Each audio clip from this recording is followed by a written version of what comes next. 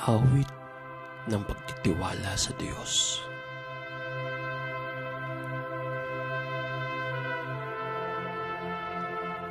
Siyang naghahangad ng pagpupkup ng kataas-taasan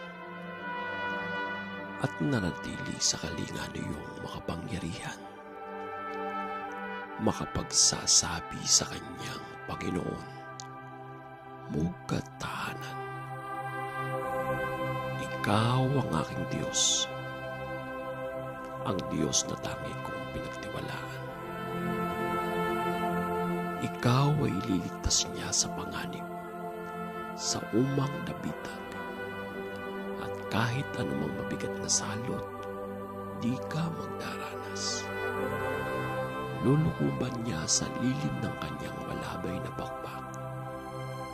Sa kalinga niya ay natitiyak mo na ikaw ay ligtas. Iingatan niya at ipagsasanggalang pagkat sa'y tapat. Pagsapit ng gabi, di ka matatakot sa anumang bagay.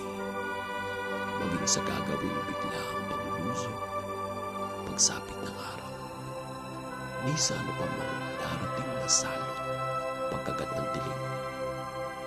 Di ka matatakot sa kasamaan ng araw na dumating. Kahit na mabuwal sa iyong harapan ang 1,000 tao, sa iyong paligid ang bilang ng patay maging 10,000. Di ka matatakot at natitiyak mo di ka maano. Ika'y nagmamasidat sa panunood iyong nagmamasdan. Yung masama ay makikita mong pinarurusahan, sapagkat si Yahweh ang iyong ginawang tagapagsanggalang at ang pinili mo mag-iingat sa ikatastasan. Di mo aabuting ika'y mapahamak at walang daratal, kahit anong uring mga paghihirap sa iyong tahanan. Susuguin niya ang maraming anghel silang susubaybay. Kahit saang dako ikaw maparoon, tiyak iingatan. Sa kanilang palad ay tatayukat silang magtataas nang hindi masakta ng mga paa mo sa batong matalas.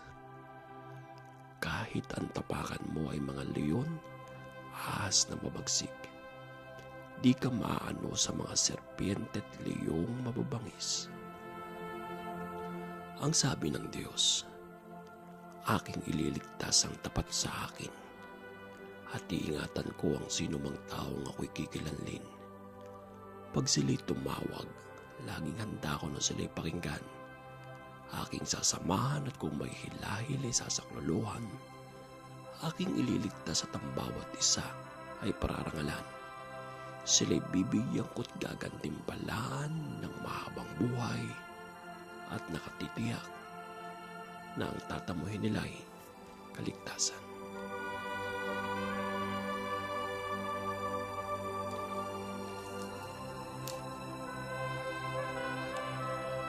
Maaaring ipinit ko ang langit at hindi pumatak ang ulan. Maaaring magpadala ako ng mga balang upang salantayin ang lupaing ito. Maaaring palaganapin ko sa aking bayan ang salot. Ngunit sa sandaling ang bayang ito na aking pinili ay magpakumbaba, manalangin. Hanapin ako at talikdan ang kanilang kasamaan.